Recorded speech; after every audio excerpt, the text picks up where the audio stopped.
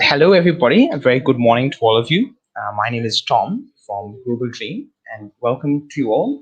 Today, we've got an exciting guest with us, Mr. Anandit Chaudhary from Save the Children, a really wonderful NGO doing great work. So, yeah, very warm welcome to you all.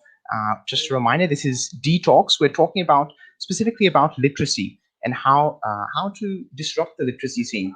Because unfortunately, India has a huge problem with illiteracy for many years, and we're looking for a way to disrupt the situation, to find innovative solutions, and a way to find to break through this crisis. And we know, of course, that COVID has been really exacerbating the problems in healthcare and education for quite some time.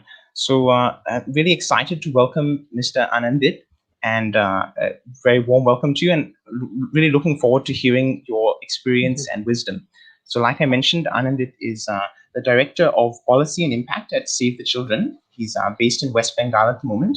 So, and one more reminder to all of you tuning in live, or and also to those who may be watching the recording, please feel free to add your comments, and we really look forward to hearing your responses, and I'll be taking questions from you guys as well. So, Anand, I'll hand it over to you.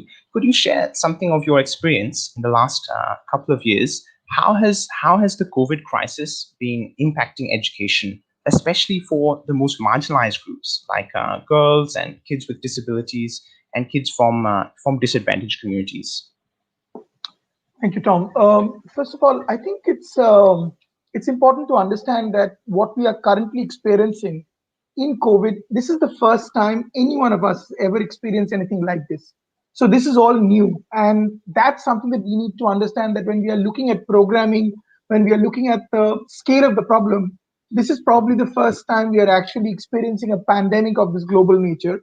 And Yeah. India, unfortunately, because of the scale that it exists in, have been affected most terribly. I mean, some figures say that about 320 million children are out of secondary, primary, and tertiary school or learning situations, and that in itself is a humongous number. Now, I don't want to delve too deep into the number thing, because in India, anything that you think of, the scale is humongous because of the population that we have. I think the problem here is it's also the element that, children who are from children who can afford, children who are from our houses, our homes. My own son, he's being able to go to school on a daily basis through, some medium, through internet, through whatever Zoom technology, etc. That's happening. But that isn't the case for the most children in our country. And that, I think, is a very important aspect, that a large proportion, about 70% of the children, have no access to any kind of technology that in any way connects them to any form of education. Now, this is a very important aspect, because we have to also understand that a large proportion of these children are also first generation schoolgoers or first generation learners. So, therefore, for these children to be completely cut off from the mainstream education system that they were a part of actually means that they are becoming more and more vulnerable to child labor, more and more vulnerable to dropping out completely, more and more vulnerable to child marriage, more and more vulnerable to child trafficking. So when you look at education, it's important for us to look at it not purely from the lens of learning, which is a very important lens, but also from the point of view that these children are left in the lurch, left without any support, and it automatically kind of creates a certain degree of vulnerability for them in being able to be trafficked or exploited in other ways, which probably could have been protected if they were within the education system itself. So I think That's that's the perspective that we need to keep in mind with regard to education. that's a really good point, Anandit, and that's been my experience here in UP. Also, I'm working in several slum areas here, and I've seen many kids drop out of school, and sadly, so many have gone to start working, and even some young girls, as young as 15 and 16, who have gotten married. So it's a real tragedy, as you're saying. Have you Absolutely. how is Save the Children working to try to prevent this tragedy? Because it's such a huge problem, as you're saying. So there are, as I said, everything is very new. So in some ways, I must say that everything that we are doing now in more ways are also trials that we are undertaking, and the assumption is that most of them are going to work. But it's also true that none of us have ever experienced a COVID-like Yes. situation. So things are Yeah. kind of evolving slowly. The three Yes. strategies that we have kind of taken, one is, while we prepare for safe return to learning facilities in the second wave, we have to realize that the second wave kind of created a massive jerk in the way we were planning. So actually, by last year, October, November, we were actually assuming that we will be able to bring our children back to schools and Anganwadis probably by March and April of this year. But with the Hmm. second wave hitting us in March and April, we realized that that's not a possibility. So, Yes. so that halt is a big problem, and it has kind of created havoc in the way our planning has worked. So, I Yeah. think here we intend to work very closely with teachers, with Anganwadi workers, with parents, using learning continuity models at home and in community. So, Hmm. if the children cannot go to school, is there a mechanism that can bring children or bring the school to the children the other way around? And that I think is working fairly Hmm. well when we are being able to see that our colleagues, our school teachers, even our Anganwadi workers are being able to make home visits, have 4 or 5 children come together in smaller groups, in being able to take forward the conversations with regard to Hmm. learning, simply because the practice of learning should not go out of these children's lives. The second strategy is building capacity of internal and external stakeholders to actually be able to strengthen education in emergency through preparedness and system strengthening. Now, this is a very important point. Now, emergency situation, as we had earlier seen, was almost always very time bound. So there would always be a flood in Assam, or an earthquake in Gujarat, or a cyclone in Odisha. We have seen this, we have responded to this, and we always know that there is a time bound uh, in a time bound manner, we'll have to kind of address the issue. So we actually address the issue from a point of view of how long is education in emergency is going to go. It could be 3 months, it could be 6 months, and then we come back, we bring back children into schools, in learning centers, etc. This is probably the first time, Tom, that we are experiencing a situation where we don't even know when we can bring those children back. We don't Hmm. have a deadline, we don't have a Hmm. timeline. Yeah. That is Yeah. creating a havoc, really, because we certainly don't know what the next step is. I mean, some of Yes. us are saying that there is an educated guess that there is going to be a third wave as well. And Yeah. we are also seeing that in the second wave, children have been more affected than the first wave.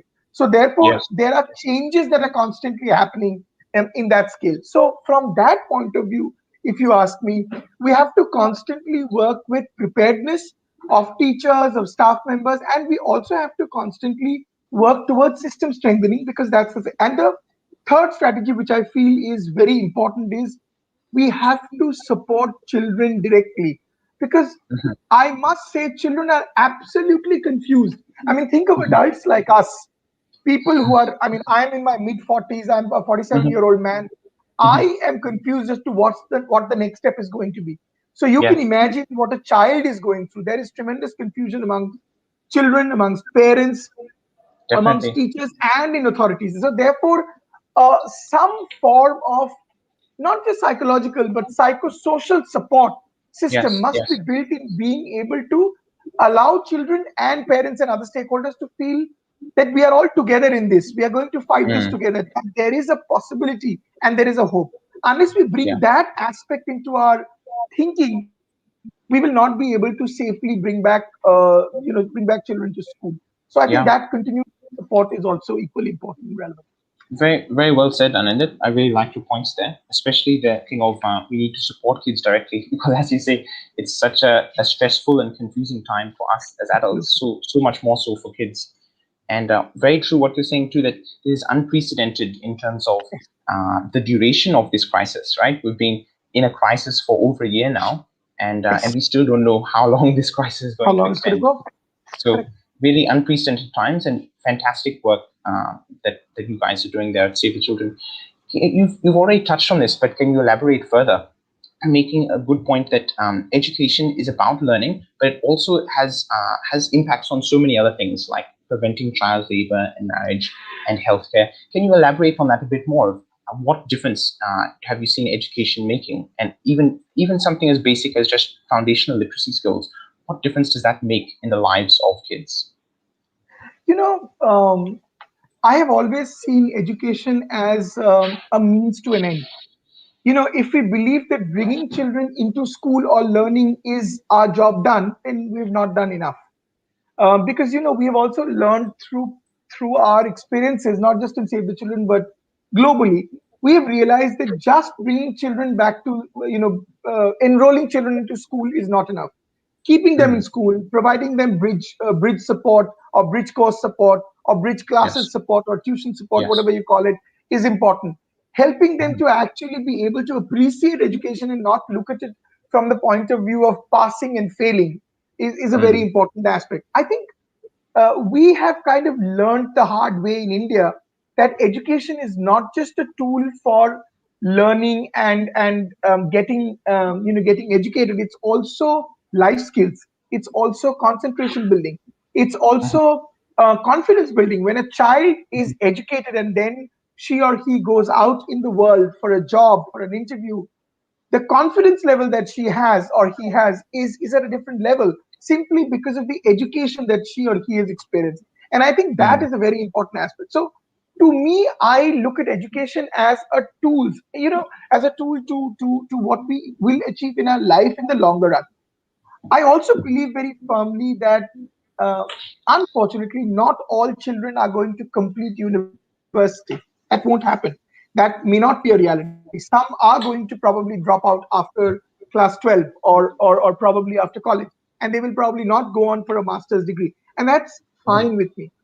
Because for mhm, me, the idea is we want to create dignified livelihoods and lives for the young people, the children, the girls and the boys, because that is the relevant issue here.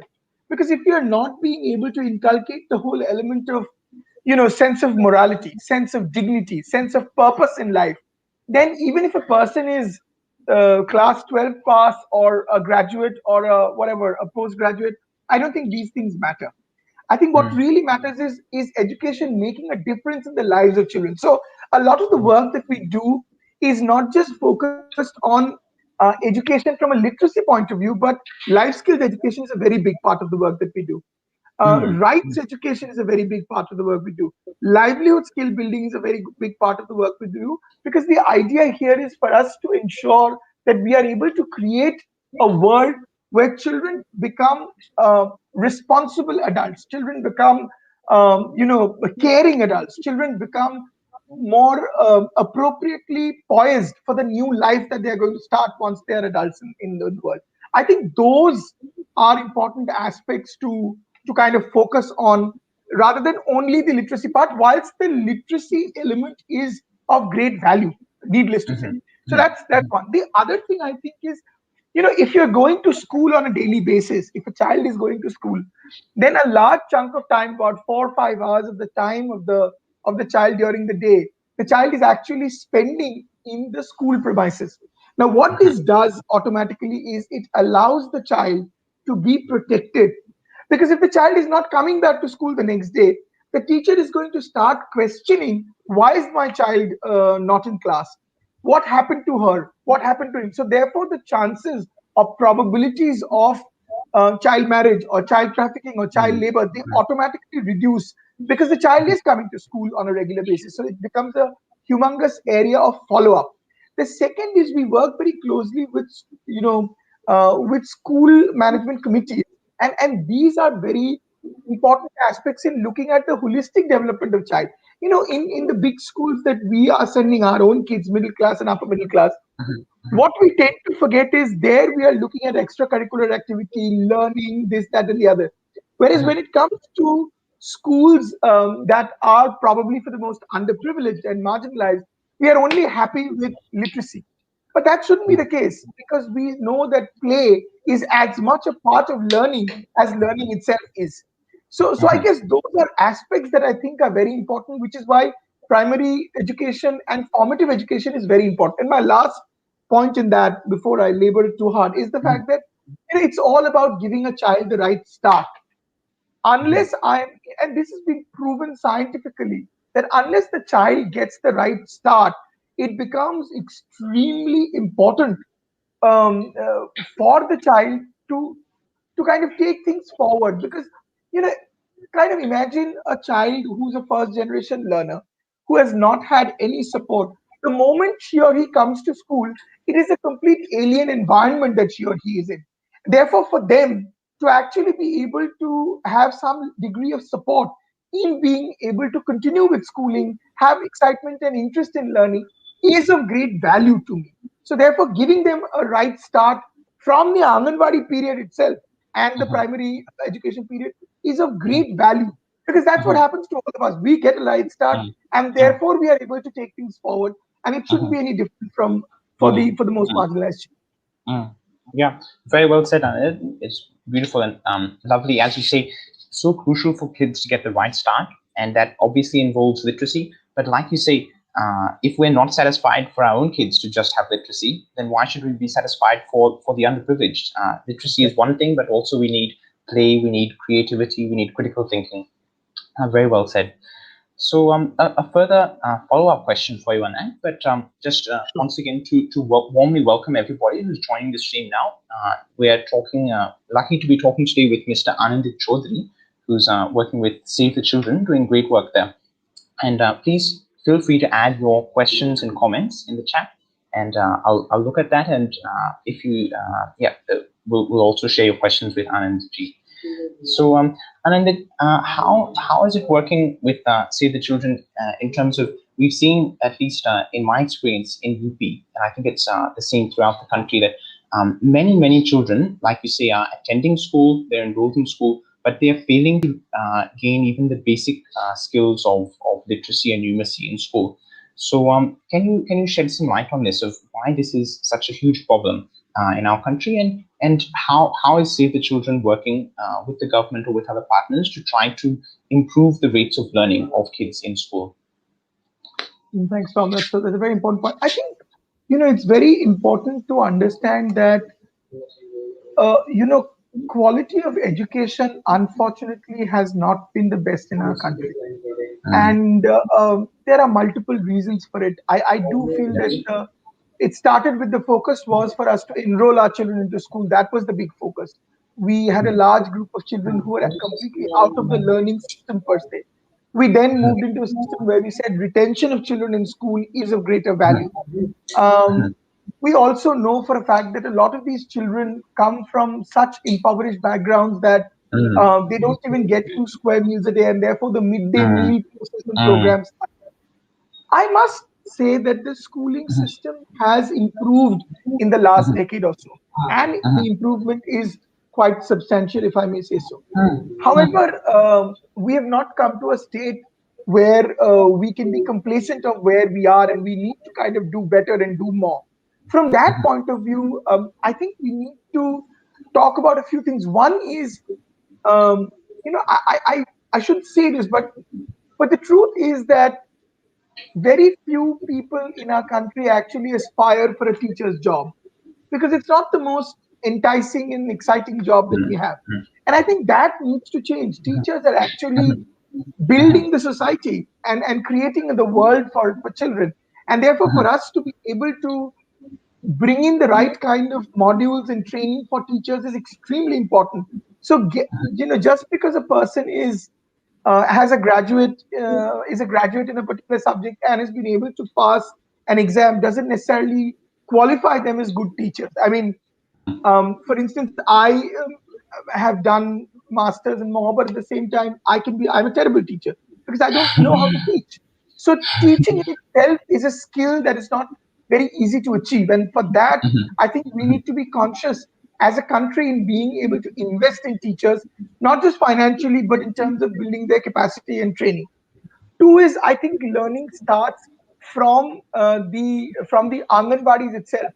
If you would notice, Tom, we often call our Anganwadi workers as Anganwadi workers and not as teachers. I think that mindset can also change. Can we not change that or paraphrase that thought process into them being Anganwadi teachers themselves and help them with simple teaching tools which can actually help in building the capacity of children who come to their class. So that could be another important aspect. The other, of course, is, which I think is of great value, is that are we doing an evaluation of the teachers? Are we Mm, checking on them that they are, whether they are doing a good job or not? And are children in any way responsible in evaluating their teachers? Because that is not done in our country, and that could be a huge change. Because children are the ones who are experiencing the teaching and the learning from the individuals. But at the same time, if the children do not have a space to give feedback to the teachers, and I know I'm talking about things that are probably very out of the box and modern, but it's possible to do mhm, that. And that mhm, can make a huge difference. mhm, I do think that, especially for first generation learners, it is important to provide them with bridge learning courses, because it is kind of hard for children who have no support at home to actually come into a class and then feel that yes, they know enough and learn enough, because it's not such an easy thing. And my mhm, last point is, mhm, anything that we do, the mhm, idea is it has to be done with the government, as mhm, the state government has to take on responsibility and put in budgets for this. You can't mhm, expect things to change organically, because they do, most often they don't. Things change. We have some very good and exciting stories about particular Anganwadis which are making a difference in the lives of children, or particular primary schools at the government level which are making humongous differences. But we have to change those stories into a constant reality, because a child need not be lucky to be in a particular Anganwadi or in a particular primary school. A child need to have it as a right that when she or he goes to school, she or he will learn, and learn to a level that is appropriate, so that tomorrow, when she or he comes up in the society in competition with children who are going to private schools, we will be able to kind of they will be able to compete, and there should be some fair ground for them in terms of mhm, preparation. mhm, mhm. Yeah, very well said, Anandit. Again, that it's so crucial that we lay a good foundation. And yeah, I like what you're saying. So many first generation learners are really struggling to adjust to school because they don't have the such a conducive environment at home, maybe for learning. So it's really essential that we give them, those kids, extra support, the support they need to make a good start in school. Hmm. Yeah. Anandit, can you shed further light on trial, as I understand, Save the Children is working not just in education, but also in healthcare and in child protection. So, can you share some more about your work in those areas also? Yes, please. Yeah. Um, so, with regard to child protection, particularly in the COVID scenario, what we have realized is, and we have seen this happen in other smaller emergencies, Mhm, smaller compared to COVID, but not small in mhm, any way. For instance, during the floods in Assam, or mhm, during the floods in Bihar, mhm, or mhm, during the cyclone in Odisha or in Bengal, mhm, we've almost mhm, always seen that the cases of child trafficking and mhm, child marriage almost often go up. And that is mhm, going to be a reality of this country during COVID as well. Simply mhm, because that traffickers often prey on those who are most vulnerable. This is the mhm, point where parents and families have lost jobs. They don't have mhm, jobs in the cities. Situations are extremely difficult at the village level as well. Family members are dying. Things are very, very difficult. Now, in that mhm, kind of a scenario, we must understand that there are always traffickers who will kind of take advantage of these vulnerabilities that get created, and they are going to lure children in suggesting mhm, that there's great mhm. work in Delhi and there's great work in Bombay and great work Yes. in Calcutta, and they're going to Yes. bring children Yes. from these Mhm, rural pockets mhm, into the cities, mhm, and often they can end up being commercially sexually exploited.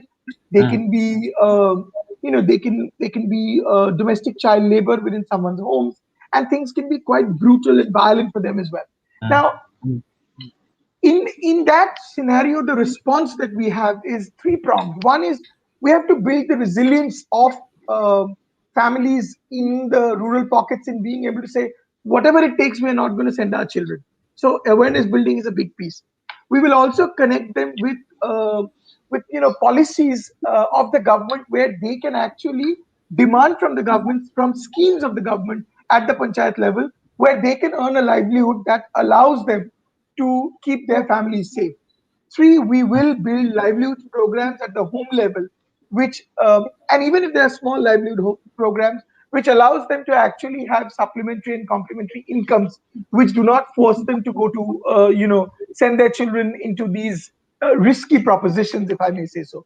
The fourth, which I think is very important, is we work very, very closely with the child protection workforce of the government, and we have what is called a competency-based capacity development process, where we train the child protection workforce of the government in being able to say how can they perform better in terms of being law enforcement authorities or child protection individuals, and actually support children and families and be able to care for children in the way that they are meant to.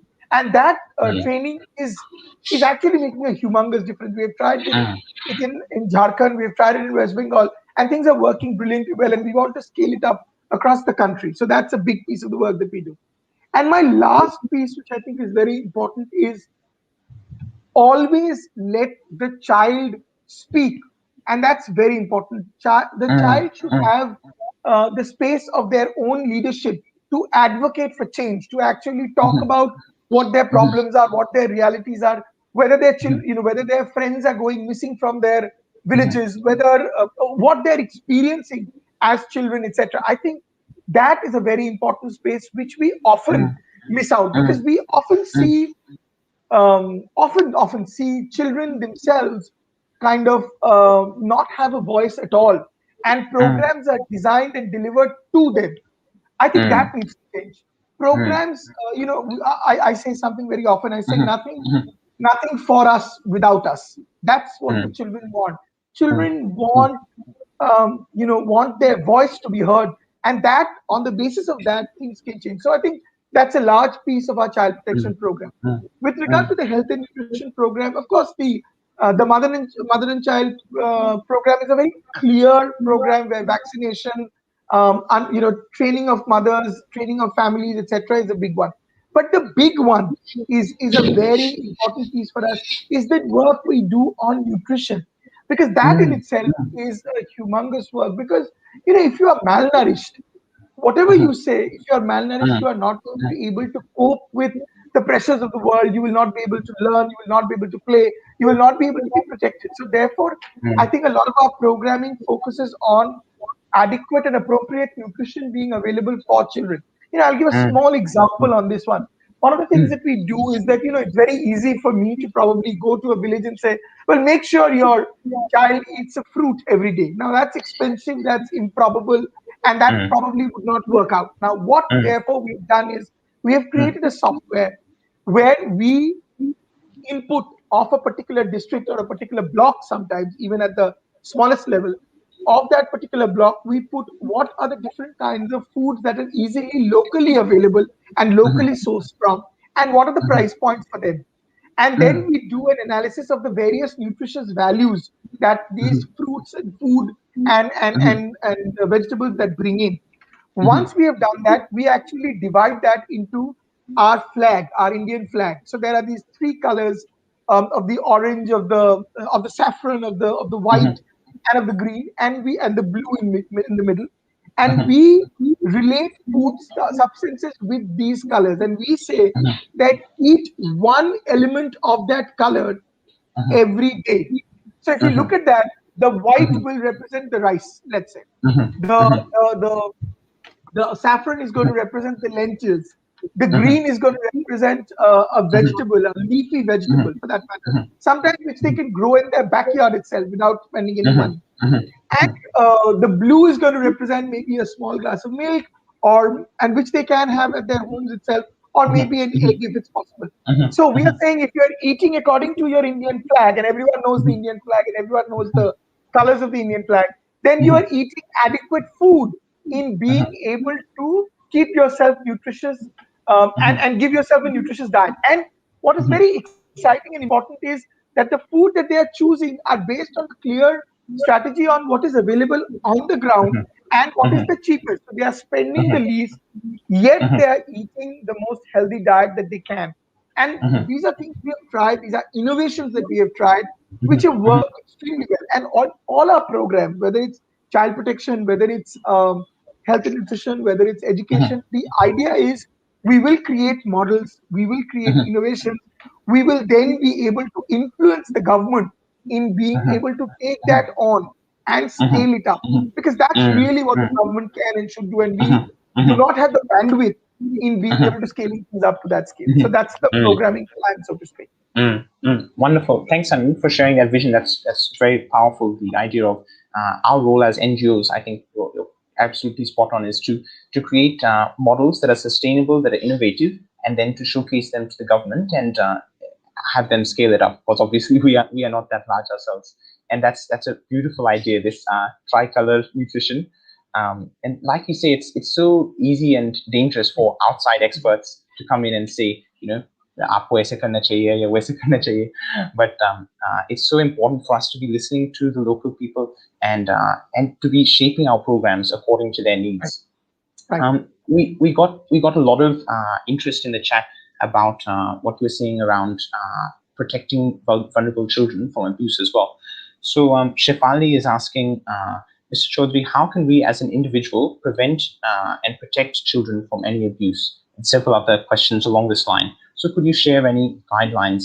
This happened to me recently also, actually, as someone approached me with a story of sexual abuse and harassment. So yeah, how should we as individuals respond if we hear these stories? Do we go straight to the police or to So an NGO first, or what's the advice? I think my advice is keep it simple. Report to Childline Mhm, 1098. That's the number.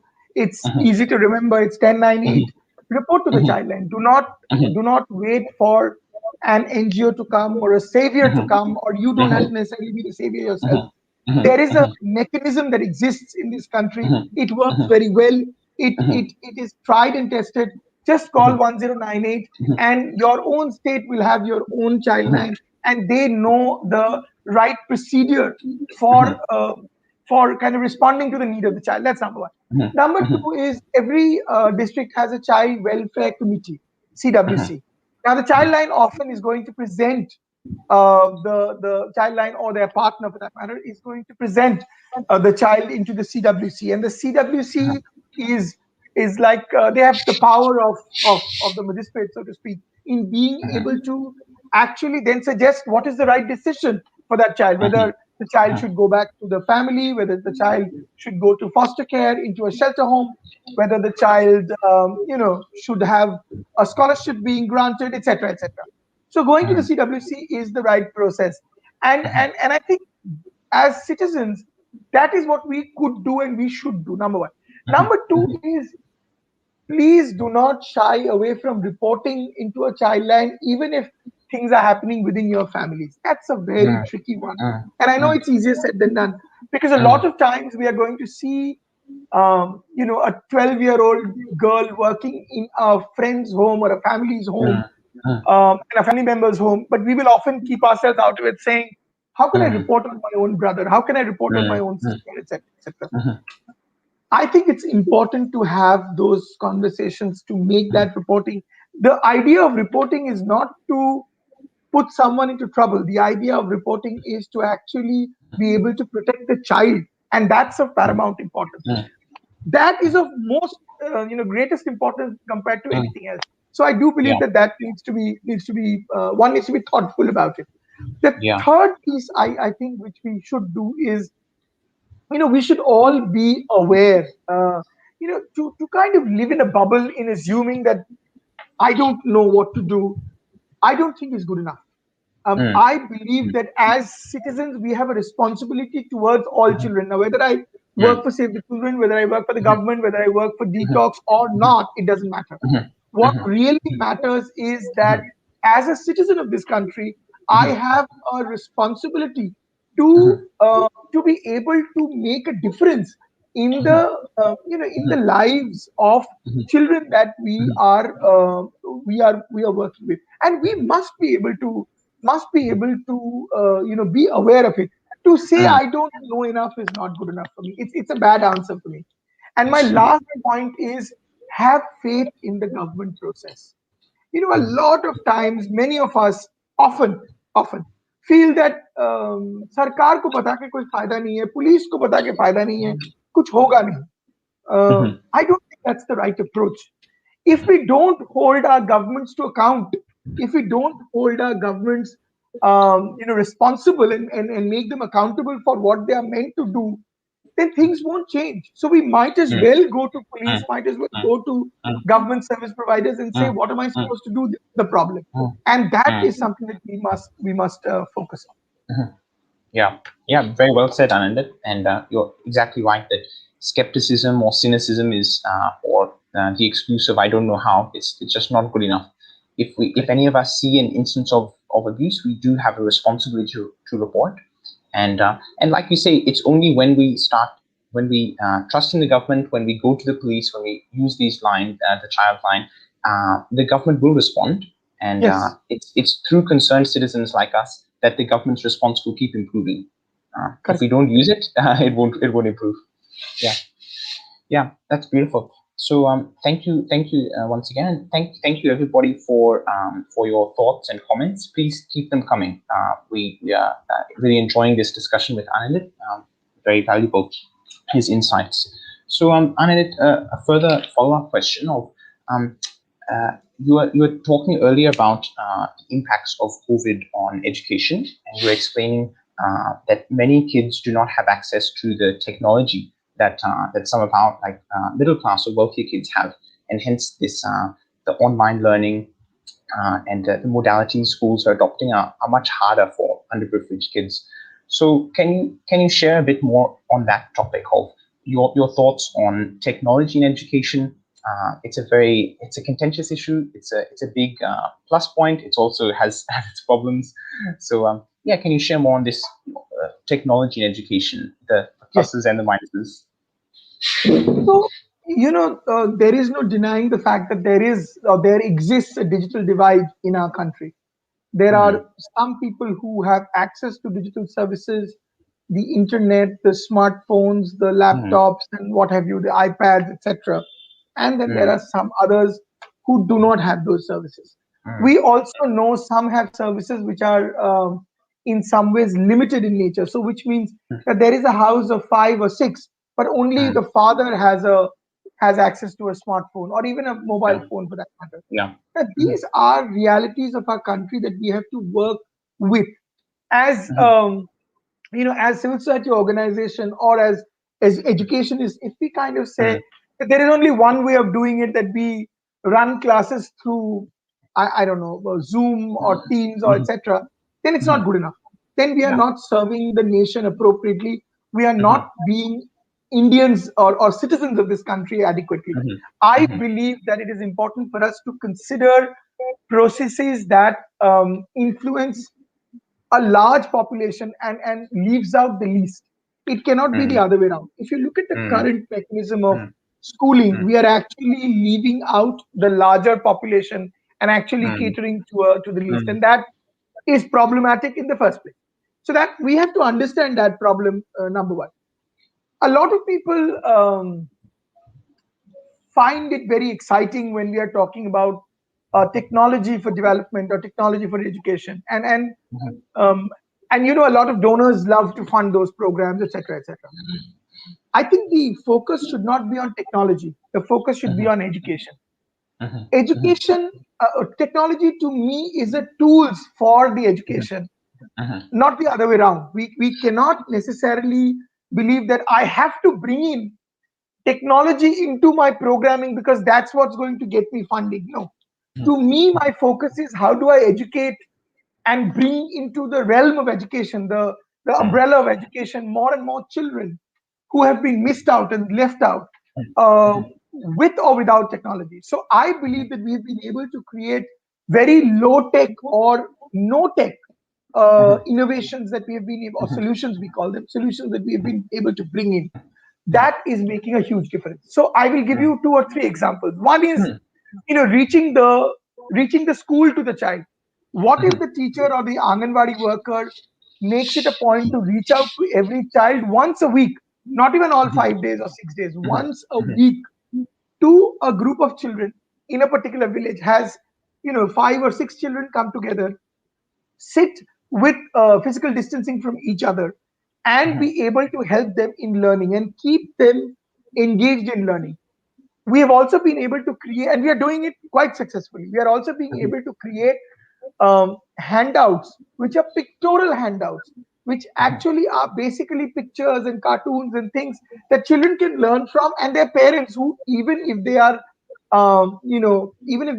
illiterate, if they cannot read or write, should not have a Mhm. problem, because they can look at the pictures and then engage with their children. So I think that Mhm. kind of, and then the third is, give them toys, give them plasticine, give them mud, and say, why don't you create things? So creativity Mhm. and learning can happen through those aspects as well. So I think those are some innovations that we have been able to bring in, which actually requires zero technology. It does not Mhm. require a smartphone, no internet, no bandwidth, nothing, but it works. So that's one way of doing it. Mhm. The other Mhm. is, if we are able to have, we are also able to use radio frequency. So even if there Mhm. isn't bandwidth, we are able to Mhm. use radio frequency, which is available across the country, in being Mhm. able to take a class in one location, but through radio frequency, through devices, people can actually listen to the classes in other locations as well.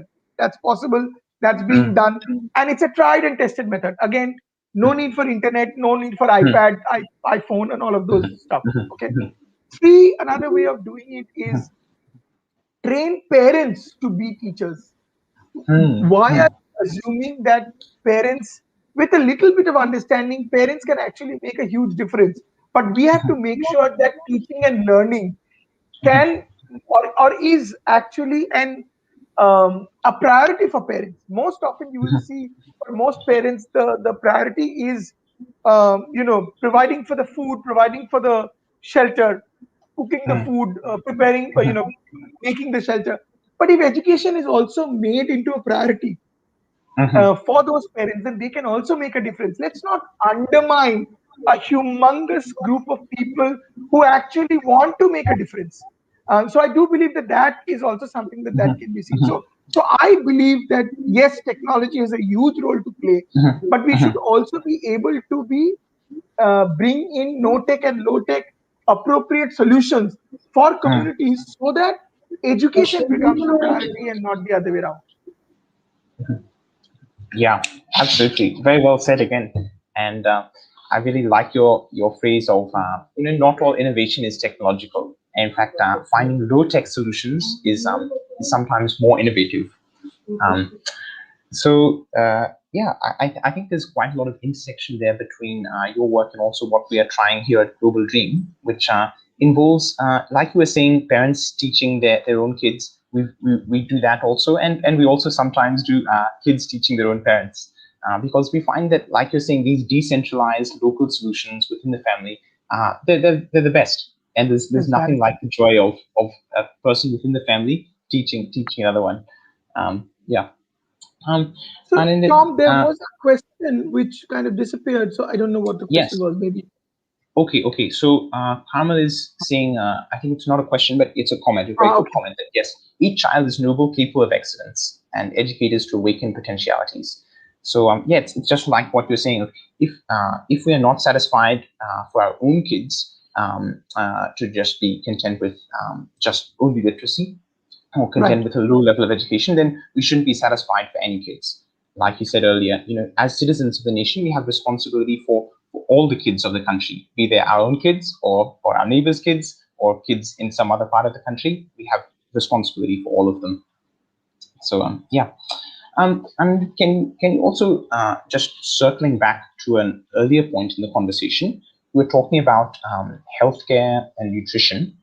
Can you shed some light on the intersections, I guess, between education and healthcare? So, how is it that like we've seen the studies of a little bit more education, a little bit more literacy has such a big impact on healthcare? Can you shed some light from your experience of how that happens? How does education impact healthcare, and vice versa? How is it that healthier kids can get better education also?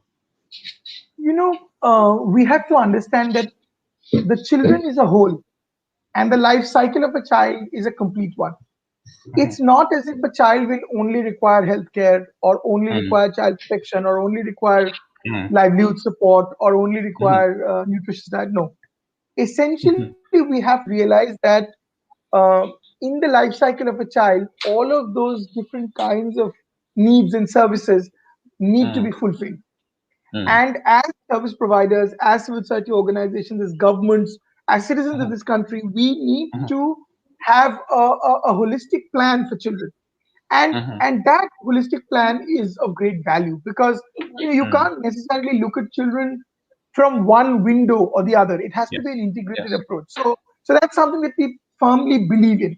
Mm, Now, mm, if we try and relate the healthcare piece with children, now if we want children to actually vaccinate themselves, or their parents vaccinate children, they will only vaccinate when they have the learning and awareness and understanding as to why they are vaccinating their children and what's the purpose of it. Or mhm, when it comes to birth registration, if you remember at one point, it was a huge dilemma. Or mhm, institutional delivery of children, they will mhm, only happen when there is a certain degree of learning and awareness building that happens. Also, for mhm, children, it's very important that unless they are healthy and unless they are adequately, they get nutritious diet, etc., they will not be able to learn adequately. They will be far more, they will get sick much easily. They will be far mhm, more weaker than mm, the other kids. They will mm, not be able to play and engage in the way they are meant to. And that cycle is common. So I always suggest that don't look at children from any, if I may say so, any of these mhm, windows mhm, of the mhm, service that you provide. Look at children mhm, as child and their life mhm, cycle of the child, and mhm, then at different points of the life of the child, there mhm, would be different kinds of services that the child is going to require. Now, mm, it is not mm, necessarily true that all of those services that you will be able to provide. That's possible. mhm, You may mhm, be able to provide only three of them, four of them, and maybe the child mhm, needs 10 different kinds of services. mhm, But are we playing a role in being able to connect the child with other provisions of other provisions of those services so that the child does not feel lost? So, for instance, mhm, just an example, at the age group of 16 and 17, if a child actually wants to engage into skill development programs and want to actually you know learn livelihood skills, that's an important part because she or he is going to transition into an adult very soon, and that's the kind of support that she or he will need. Whereas when it comes to at the age when they are really small, then a livelihoods program when they are 5 years and below, a livelihood program at that point will not make sense. So you have to mhm, address the child from the life cycle approach, mhm, address the child holistically, and offer services or refer the child to mhm, different kinds of services, which allows the child to actually be able to get or seek the kind of support that she or he needs at that particular point in time of life. That's mm, important mm. to look. Mm. Yeah, yeah, very. I love what you're saying there. Absolutely agree that we need to view the child as a whole. When I first got the Google Dream Kit, I was so excited because it's a fantastic way to teach literacy. But you know the phrase, if you have a hammer, all you see is nails. So I was just like, oh, इस बच्चे को पढ़ने नहीं आता है, मैं इनको सिखा सकता हूँ. But of course, literacy is crucial, but so too are so many other interventions. And like you say, we need to view children as a whole. They need support from many angles. Yeah. Um, we are approaching the end of the hour, but this has just been a wonderful chance to hear your insights and wisdom. So thank you so much. And I'll remind everybody who's watching live, please, if you have any more comments or questions, please do share them. I'll pass them on to Anandit. So Anandit, maybe last one or two questions. Um, how is Save the Children working in terms of partnering with the government, doing your own initiatives? You already expressed a little earlier that you're trying to create models and then showcase them to the government and have them scale it up. Could you share one or two stories of has that been working? Has the government been receptive? Have they been taking things and scaling them up? Yeah. So we've had different kinds of experiences with government. I think one must understand that the government also forms they are also representatives from the very society that we come from. So they're not. Yes. I mean, let's not assume that the government is a different animal altogether. They're not. Most certainly not. That's Mhm. number one. Number two is I personally don't believe that Mhm. uh, you know governments don't care adequately and it's NGOs who care more. I don't think Mhm. so. I think that notion in itself is questionable, and it's inappropriate to be very honest. Mhm. I Mhm. believe that the Mhm. government is equally caring, and it is Mhm. our responsibility to hold the government to account and Mhm. demand as citizens as to what is required Mhm. for children or adults Mhm. or communities for that Mhm. matter. Mhm. So I think a government only operates on the basis of a demand that we are able to create on the ground, Yes.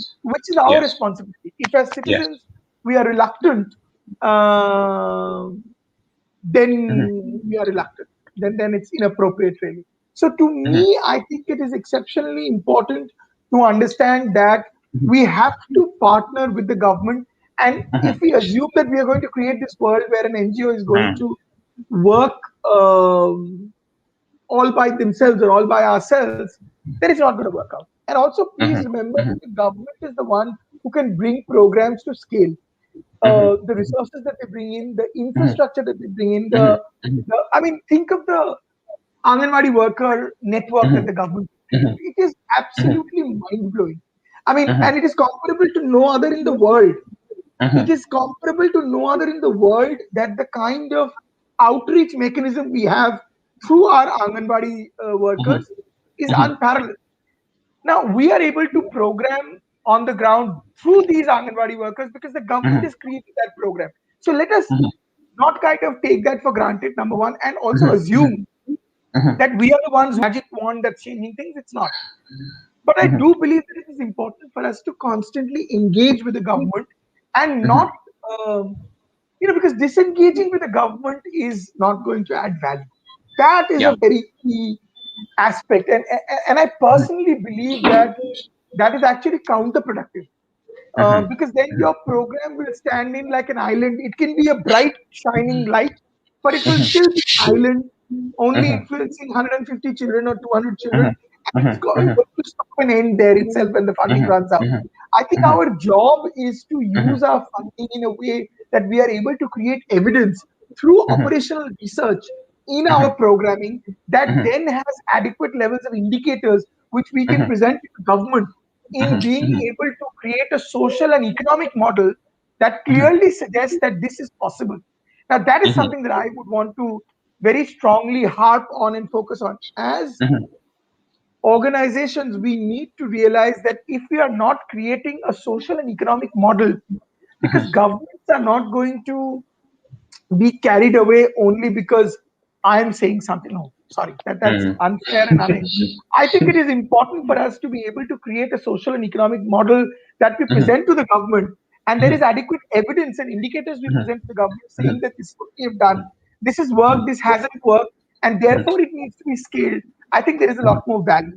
And last is work with the government in training government service providers. That's very, very important, whether it's at the school level, whether it's at the Anganwadi level, whether it's at the Panchayat level. We have a very, very important role to play in being able to ensure, if I may say so, Mhm. that the capacities of these service providers constantly improve. And that is Mhm. something we must do as society Mhm. organize. So developing of curriculum, Mhm. testing those curriculum, Mhm. training those curriculum, providing mentorship support, and then Mhm. allowing the Mhm. government to actually Mhm. run those training programs themselves so that Mhm. they can scale up substantially. Those are Mhm. things that we have to be able to Mhm. do. Mhm. Wonderful. Yeah, totally agree with you there, Anand, that we need to engage with the government, and it's crucial because they have the capacity to scale, they have the networks, as you're saying, and that our role is to create these create models that are sustainable, that are effective, that are evidence based, and showcase them. Yeah, definitely agree. And I think we are almost out of time, but I wanted to circle back once more. I think there was one question earlier. Okay, I didn't understand this question fully from Anushri, but she's saying the ignorance mindset and consciousness exists in the system for underprivileged children. What to do? Um, I know I what it don't means. fully, I don't fully understand that, but do you get the question? Yeah, I know. Okay. Go ahead. I, honestly, you're probably right. I mean, yes, of course, if there is an ignorant mindset and the consciousness of that kind of existence system, we often kind of forget the underprivileged Mm, children. mm, But that is where I think NGOs can play a very important role. mm, Bringing the cause of underprivileged children consistently mm, on the fore is our responsibility. And the other mhm, thing that I said, honestly, which I feel there is a lot of value and where we can play a facilitative role, is that children should be able to get the space and mhm, the platform in being mhm, able to express themselves. And that's how I would say the children constantly works towards. I mean, you will actually see me talking the least, but most of mhm, our child champions and youth leaders, mhm, they do a far, in fact, they also do a far better job in talking about and articulating what they need and how things affect them. I think there's a very important role for us to play.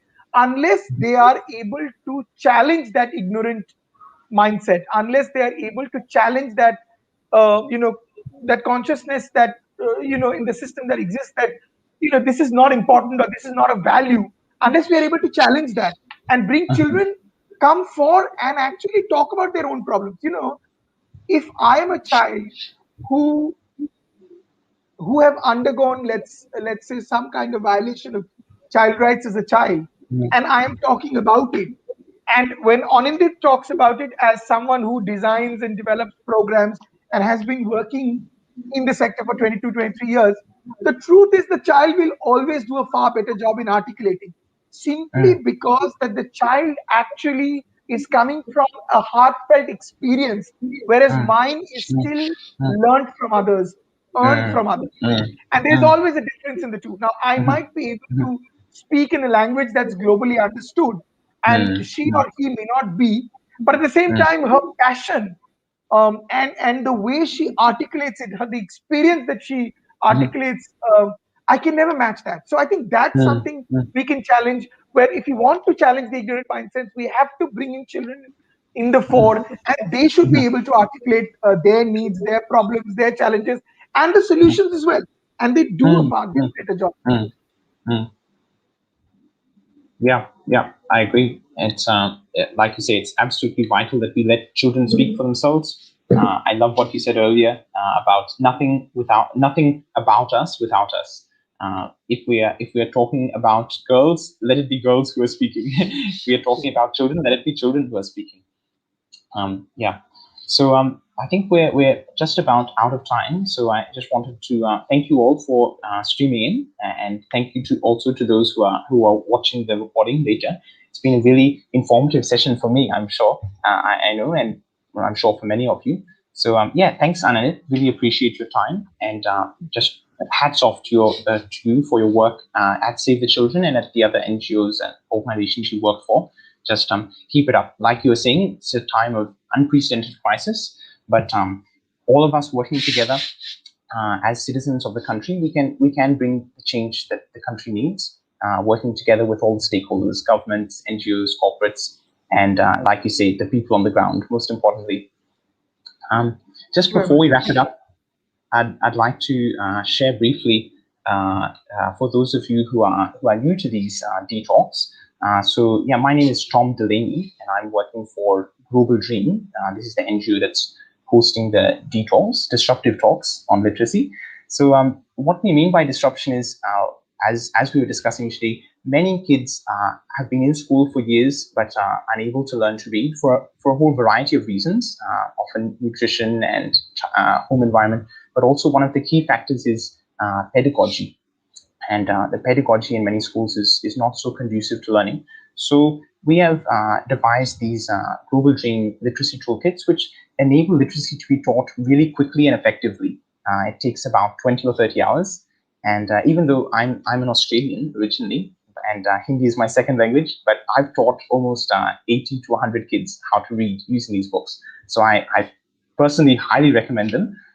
If you'd like, please do get in touch with us via our website and order these materials and try them out for yourselves. We have a slogan: each one, teach one.